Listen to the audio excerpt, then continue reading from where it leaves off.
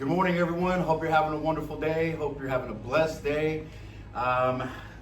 It's hot, it's humid, but we're here. I want to bring you up to speed on the 65.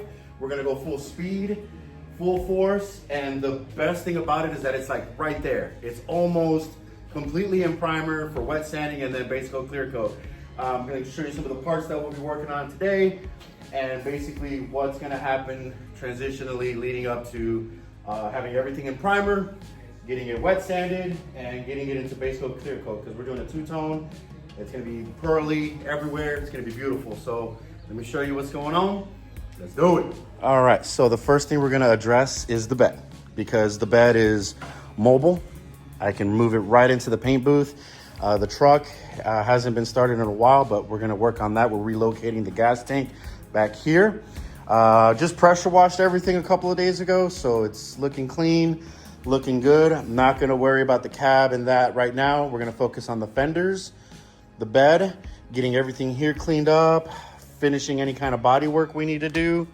And this thing here is kind of, so we're gonna kind of pull this out some, take this all down to metal.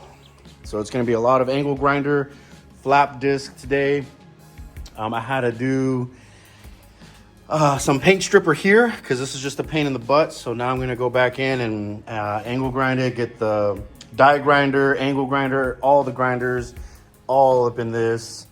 Get this cleaned up real nice. Up in here, I have a sander that has like a triangle head. It'll fit perfectly in there for, so I don't have to do everything by hand in there. The fenders and everything really essentially has gotten a little bit of surface rust. It's no big deal. I just, obviously I had to put all the attention in the MR2 and getting the baby's room ready, which, it's taking up a lot of time. But we're here. We're getting ready to jump onto the bed. And if there's time today, I want to clean this up real nice because I had already addressed the letters, some body work. But, and if you remember one of those videos where I had to weld in metal because there was a huge dinosaur right in there. So we'll get this cleaned up, get it into primer. And yes, it's on a table. It's not on a paint stand because I've been working on baby's crib. So finally got it stained, got a polyurethane finish on it. Looking great, looking really good. But now it's time to get to work. So to not overwhelm myself, I'm gonna do one piece at a time. I got it one piece at a time. Start here. I'm gonna get up under here and I'll show you the multi-purpose tool that I'll be using for that. I don't have it on my cart right now, but just one piece at a time, get it ready to go. I'm gonna go 80, 180, 320, but I guess the areas that already have primer, I'll start sanding and see what it looks like. But yeah, let me show you what I'm working with. Okay, so I have a die grinder with a wire wheel, die grinder with the surface disc. I have a cutoff, and then I have a straight grinder in case I need to do any kind of, get into some tight spots and whatnot. I have the DA that I'll be putting some 80 grit on right now. I have this DA with a soft backing pad, which I don't really use until I'm doing the finer stuff. Angle grinder with the surface pad. And then if I need it, angle grinder with the grinding wheel, just in case I need it in any kind of spot where it might be a little more rough. So let's jump right in. So jumping right in with the 80 grit, just trying to get everything that is really needing to get knocked down. This bed was something. Check it out. All right, so I ended up going 60 grit because 80 wasn't cutting enough. And, everything's not going to come off. I'm not taking everything to bare metal like I'm trying to, but if it's not going to happen, it's okay. I'm just trying to bridge everything and feather it to, so if there's no gouge, there's no, big difference there that primer can't fill. Now I'm about to get into this channel here, and I already hit it a little bit with the angle grinder. So flap disc to try to get some of those nasty cracks in the paint. Let me show you what I'm working with. My sister and brother-in-law gifted me this multi-purpose tool a while ago. I've used it a few times and it's just very unique of a tool because it can do a lot of different things.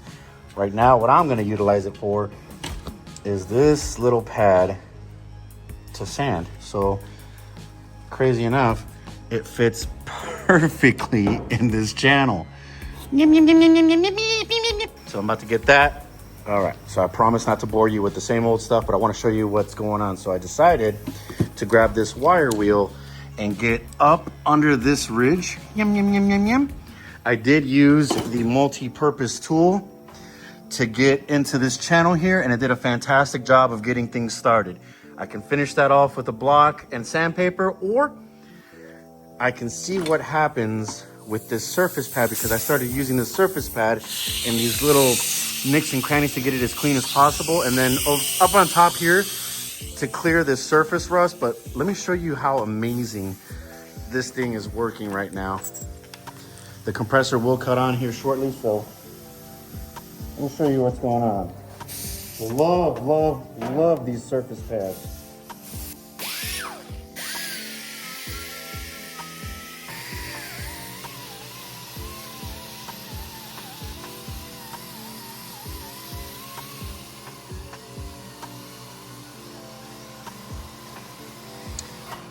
So I was working it, you know. This needs a little more than just sanding with a block. It is what it is. So I am gonna make my way to the tool store and get something that I've been wanting for a little while now, and it's on sale, so perfect time.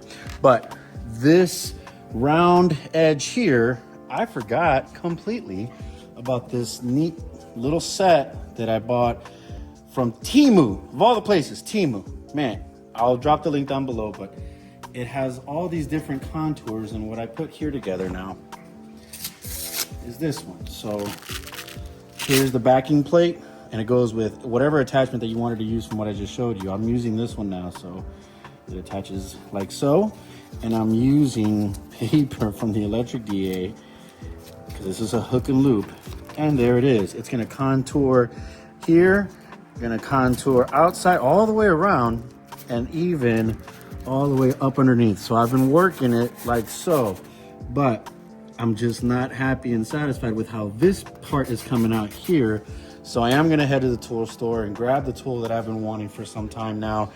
And it should work wonders right up in here and for any large flat panels. So I'll cut you back on when all right, so what is gonna join the arsenal? And the more and more you do stuff, the more and more your arsenal will grow. Straight line sander. I've been looking at them, wanting one for the longest time. On sale, I got it for $99. Let me get this thing set up and we'll let it rip. All right, I mean, it came out of the box ready to go. Just had to add some oil here, Phillips screw, put the receiver on, oiled before I did that, Teflon tape, loaded up some sandpaper, 80 grit, rock and roll.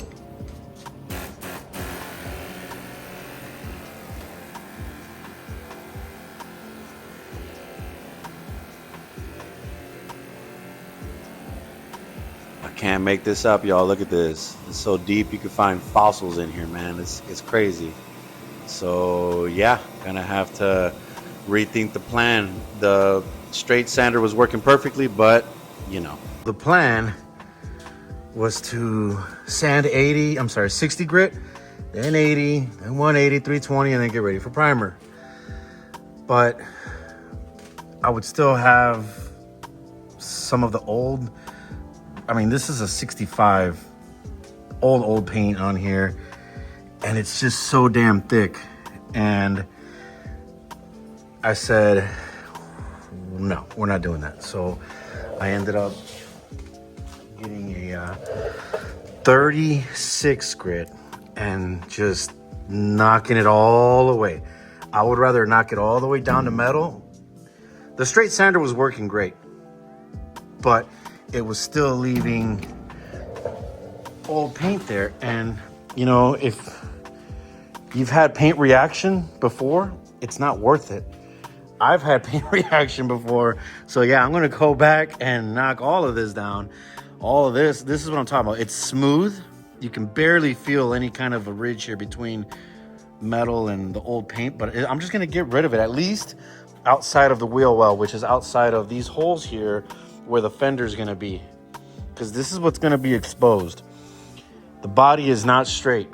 You know, he just wanted a paint job, and we've been doing a lot of work along the way, but I know that if I do this, I take the extra step to take it down to bare metal, 36 grit, work it up to 60, 80, 180, 320 primer, it's going to be a better finish than, you know, leaving it how it was on the other side with some of the remnants of the old paint. So that's where we're at.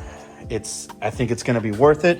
The extra time, yeah, but it's going to be worth it. The finish is going to be worth it. So let me keep going on this side, and then I'm going to jump back over to the other side and remove what was left. And we're getting it. So check it out. This is what I'm talking about. This is an old piece that I had sanded, left some old paint that was there before, and yeah, just right here. It's just so thick and gunky, it's not going to allow good adhesion. So knocked it all the way down to metal. Just not risking it. My name is on it. I want it to look great. It's just worth the extra time and effort that I'm putting in. And here's what the bed is looking like right now. I am going to go ahead and take these pillars here down to metal as well, because why not? I've already gotten in here with 60 grit, 80 grit. I just need to hit it with 180, 320. Here I got to get it also prepped as well.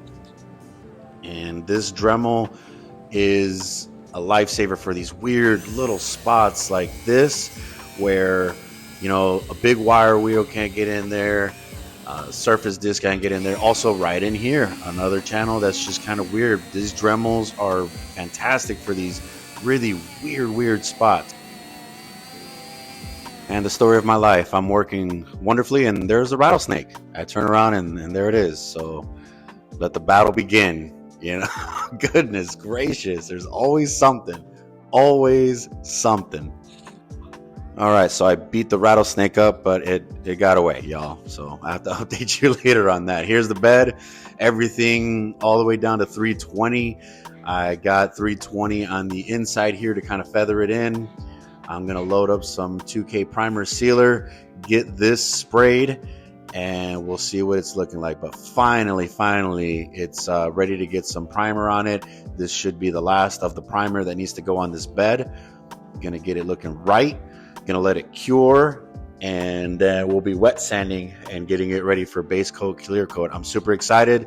The color that Darren wants is really pretty, and he's gonna do a really nice pearl in it. So yeah, let's get it going.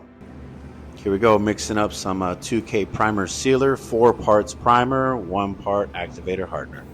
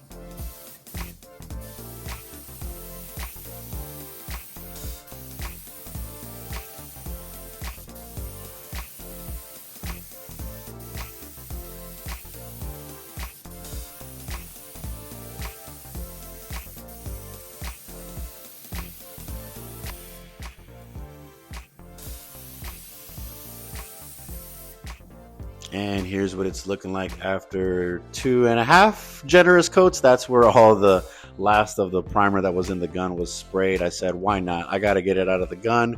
Might as well spray it in the wheel well where, you know, no one's going to see it, but at least I'm not disposing primer that's already mixed. So that's why it looks a little funky in there. But yeah, gonna let this cure. Gonna let it harden, and then we're gonna get to wet sanding this. In the meantime, I'm gonna be working on the fenders and the tailgate. Here's what the tailgate is looking like right now. I went ahead and knocked this thing down to metal as well. I'm not going to risk any kind of paint reaction. I want it to look good. There was a few dents in here. I'm just going to fill in real quick, get it ready to go. And here are the rear bumper mounts that I'm going to address. I'm going to go ahead and remove all the scaling and whatnot so they look like this before we hit them with a flat black color, just to kind of doll it up, make it look good and presentable. As always, thank you to Daniel-san for the beats. Y'all stay tuned. Coming soon with the fenders and the tailgate.